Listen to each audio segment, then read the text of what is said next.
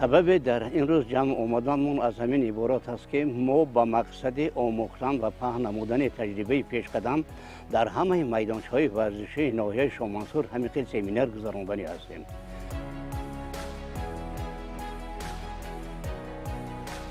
раҳмоналӣ наимови 78 сола имрӯз роҳбарии мудирони майдончаҳои варзишии ноҳияи шоҳмансури пойтахтро бар дӯш дорад. ӯ ҳар моҳ бо доир кардани ҷамъомад ва семинарҳо масъалаҳои нигоҳдошт ва истифодаи дурусту самараноки майдончаҳоро бо масъулин баррасӣ намуда, каму костагиҳои ҷойдоштаро дар якҷоягӣ масъалагузорӣ мекунанд. ин навбат дар майдончаи маҳаллаи Хуварони ноҳияи шоҳмансур ки муҳити хеле зебо дорад, бобои Раҳмоналӣ бо мутасаддиёни майдончаҳо вохӯрӣ анҷом доданд. فراموش نکنین که سمینار وقتی که در همون میدانچه گذرانده میشه، این روزی امتحان هر یک مدیر میدانچه میشه، روزی اتستات همون مدیر میشه و این نشون میده که در میدانچه چه کار کرده است.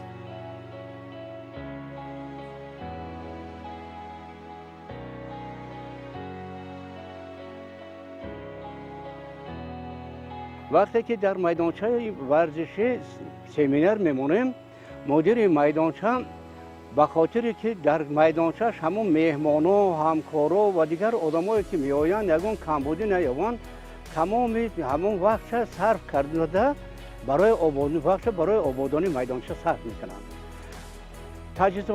تجهیزات‌های رنگ طلب تعمیر میکنند، رنگ میکنند، یگان سیمتوری کند بگیره آباد میکنند. یگان رشاده‌ای که فرض کردیم شکست رفته است و سوارکه کرده اثر رنگ میکنند، یعنی میدانچه آباد میشه. یعنی این مسئله ما مسئله آموختن و پهن نمودن تجربه پیشقدم در بین همه مدیران میدانچه به حساب میرود. дар раванди ин ҷамъомад ҳамчун намунаи хуби нигоҳдошти майдончаҳо иштирокчиён аз муҳит ва корҳои ободониву ҳолати хуби майдончаи маҳаллаи Хуварон дидан намуда, фаъолияти масъулини иншооти мазкурро қобили таҳсин хонданд.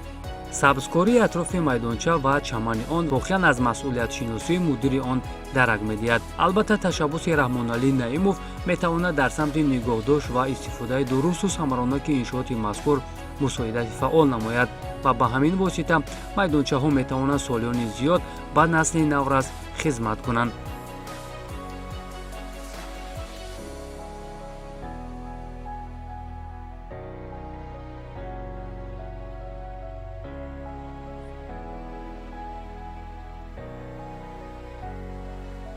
موضوع بسیار موضوع جالب بود. یکمش درباره تازه نگاه داشتن میدانچه‌ها،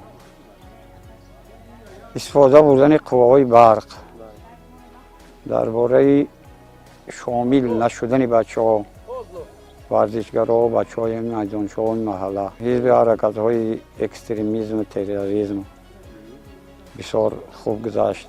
بعد درباره تمرین و مشق‌های بچه‌ها و جلب بچه‌ها به سوی ورزش و فوتبال بسیار جلسه و سخنرانی خوب شده. дар воқеъ аз замоне ки майдончаҳои варзишӣ ва бозии кӯдакона бо ташаббуси ҳукумати мамлакат ва иқдомҳои созандаи шаҳрдории Душанбе дар назди биноҳои баландошёнаи кӯчаву маҳаллаҳои пойтахт бунёд гардида, ҳазорҳо кӯдакону навравсон бо хушҳоливу шӯру шавқи баланд дар онҳо машғули бозиву дилхушӣ гардиданд, ки ин раванд ба бунёди ҷомеаи солим нақши муассир гузошт. истифодаи самароноки майдончаҳои мазкур аз худи сокинон вобастагии калон дорад.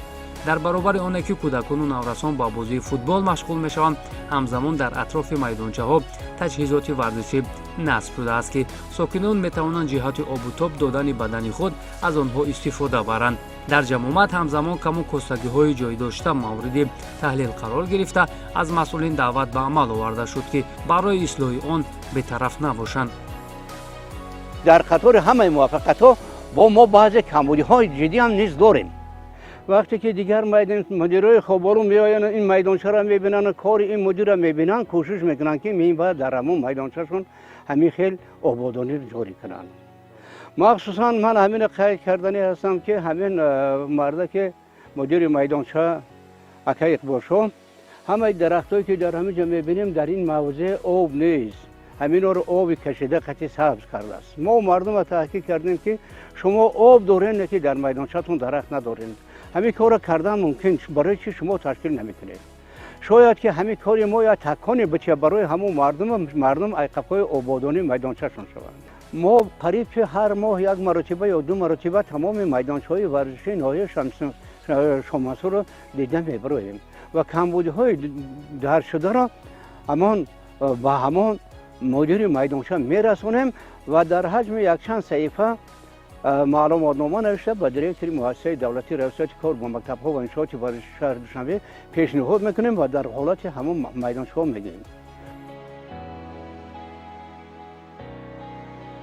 рангубор кардани таҷҳизоти варзишии атрофи майдончаҳо, таъмир кардани симтурҳо ва чароғон кардани иншоот, ҳамзамон шинонидани дарахтони ороишӣ ва гулубутаҳо метавонад ҳам симои кӯчаву маҳаллаҳоро зебо гардонад ва ҳам майдончаҳо муддати зиёд ба насли наврас хизмат кунанд.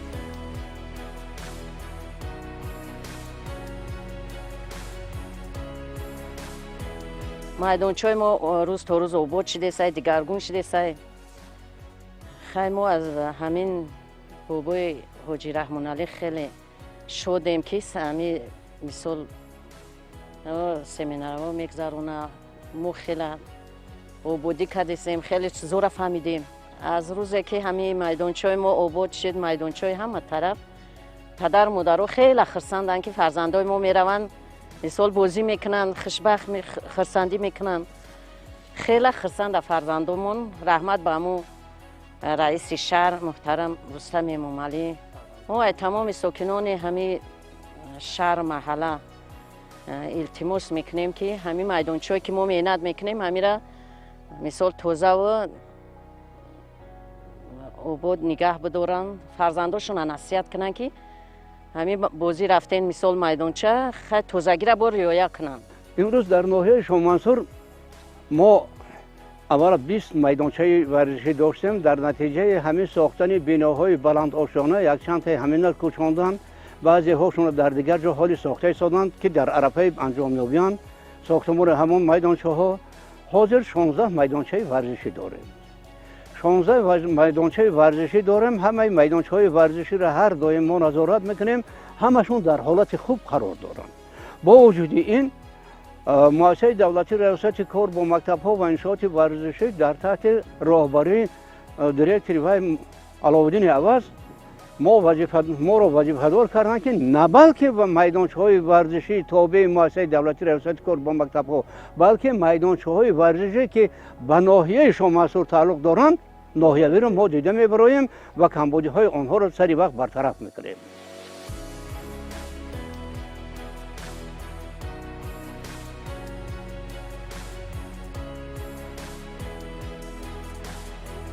مطابق فرمایش حکومت جمهوری تاجیکستان و قرارهای مقامات اجرایی حکومت دولتی شهر دوشنبه از سال 2010 اینجانی بنیاد میدانچه‌های ورزشی وسعت تازه کسب کرده تا کنون این روند ادامه می‌یابد. بنا به اطلاع مسئولین این حال در حدود پایتخت بیشتر از 360 میدانچه‌های ورزشی و بازی کودکانه فعالیت می‌کنند که همه روزه ده‌ها کودکان و نوجوانان با بازی فوتبال و دیگر مشغولیت‌های سالمگردانی رو می‌آورند.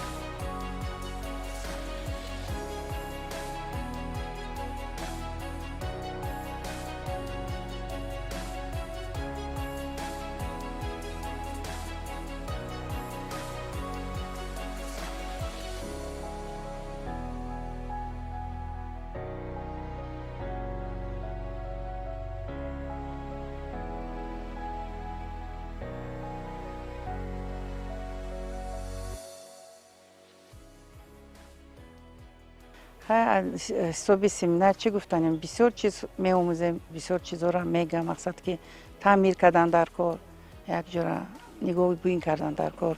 در مدرسه مقصد همین 11-1 فرزندای ما به حد بسیارن. اونجا بلنداشانه خانه ها هست، اومده بازی میکنن.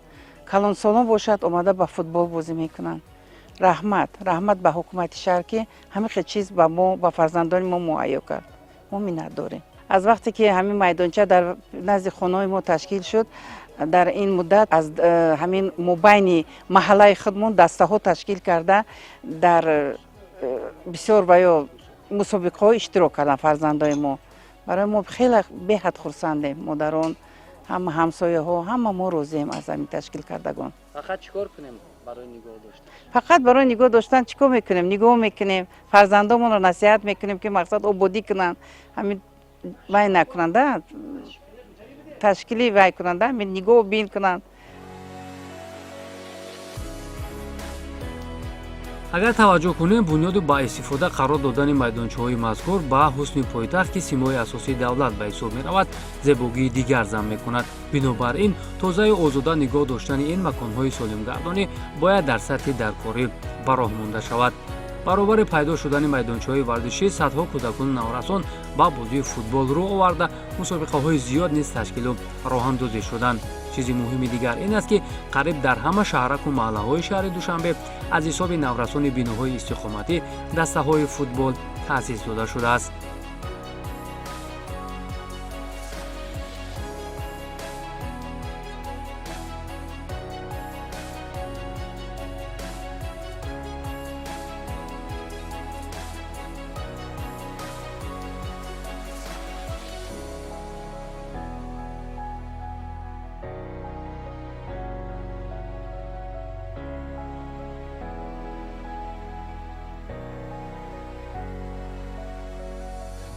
اگر پیش باور کنید در محله ما یک تا دو تا فوتبالیست بود. بازیگرایی بودن که در تیم در دسته‌های لیگ یکم و لیگ دوم و لیگ عالی بازی می‌کردن. حاضر هیچی نباشه هر گروهایی که مثلا 63 نفر در میدانچه ما تمرین میکنن ایرو تولد. ای 2009 سر کرده که تا 2000 تولد 15 16 تمرین میکنن. کلان تراش با دسته‌های لیگ یکم و دوم رفته استیم که از اونش که لیاقت داره. بسیار پیشروی نازای تاثیر خوب گذاشته یا ساکنای محله هم دیدن که همین میدانچه‌ها با فرزندان و با گرد اطراف همونجا فایده داره. وقتی که همه ساکنان میدانچه‌ها ساکنان اطراف میدانچه قطعی ما باید رو جمع میکنیم. بسیار وقت سری هر یک 3 ماه یا کوارتال یا یک چند وقت پس همو مردم را جمع میکنیم و نسبت همه آبادانی میدانچه‌ها با بیان مصلحت میکنیم و همه کارهای فهماندهی میبریم.